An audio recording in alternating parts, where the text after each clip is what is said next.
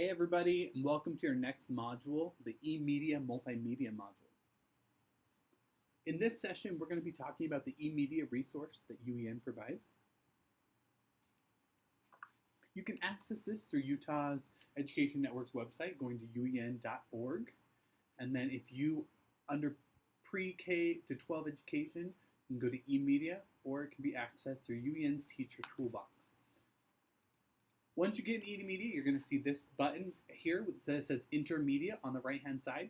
To access the media, we're going to click into there, and it's going to open up our Emedia webpage.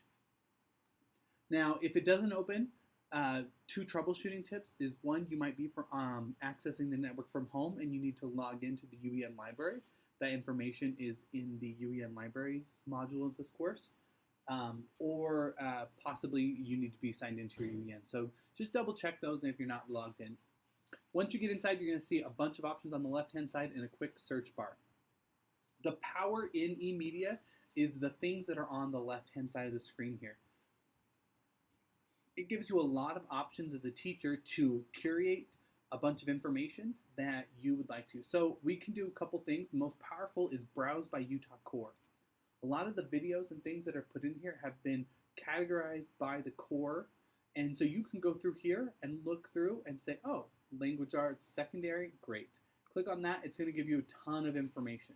Now, there's a lot, 147 pages here.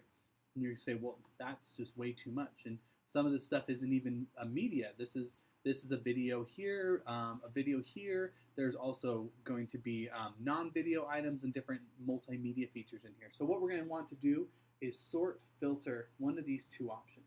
So sort is going to allow us to change what shows up where. So if you typed in a title and you're looking for that type of a thing, you can do that. Filter is going to allow you to narrow down some of the options. So let's say I'm looking for a video. I'm going to click that button that gets rid of a few pages. Now, next, I'm going to filter by keyword. Let's say that I am looking for something that's Shakespeare.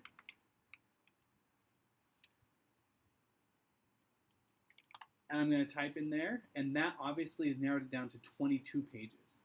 You can see it gave me some results of some things it suggests to me, but now I can see, okay, what are my different Shakespeare options?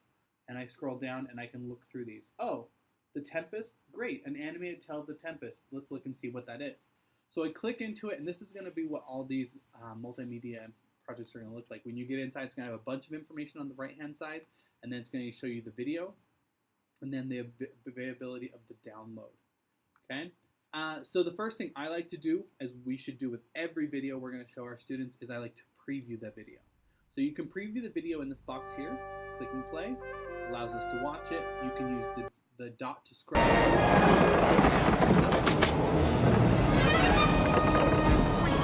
Video to your student, you can make it full screen by clicking that button there. This button here does the same thing as these two down here, which downloads it to your computer. Now, when you're looking at the downloads, one thing to remember is that you are agreeing to these terms and conditions down here that when you do download. So just make sure you've read through those and you know what those are. You're going to basically want to click the QuickTime file if you're on a Mac and the Windows Media file if you're on a Windows. Depending on how you like to play things, that will work out great there. That'll download it to your computer and save it wherever your downloads save. Now, something important for you to know is this information on the right-hand side here shows you a little bit more information about the video and what you can do with it. Shows you the grade levels they suggest, what subject areas it is for, any keywords, what collection it comes from, where the video is coming from, what the rights are, and just some information about the things down here. Now, one thing to note is some videos offer closed captions and some videos do not. This is an example of a video that does not offer closed captions. That will be listed on the right-hand side here if they do. So you would be able to turn those things on.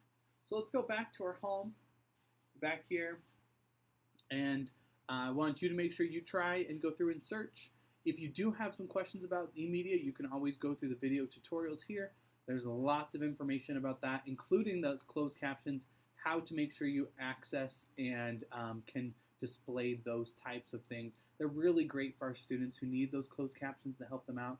And research suggests that when students watch videos with closed captions, it increases their retention rate. So it's always a good educational practice if you're interested in it. So you can look into the closed captions there. Just some other highlights over here. Every month they put a bunch of videos up that they think are relevant to what's going on in the world and what's going on that month in school. So you can see August, New Year, we've got Becoming an Organized Student. This is a great video that you can walk through, you can see what's going on there, and it talks through that. And so they have a bunch of different things based on the month that it is. The Utah Core we looked at, grade level looks exactly the same, just doing things by grade level. And there are more categories that you can filter out by. So just know that. You can also, if you go here, search by Utah Core, you can search within a standard. So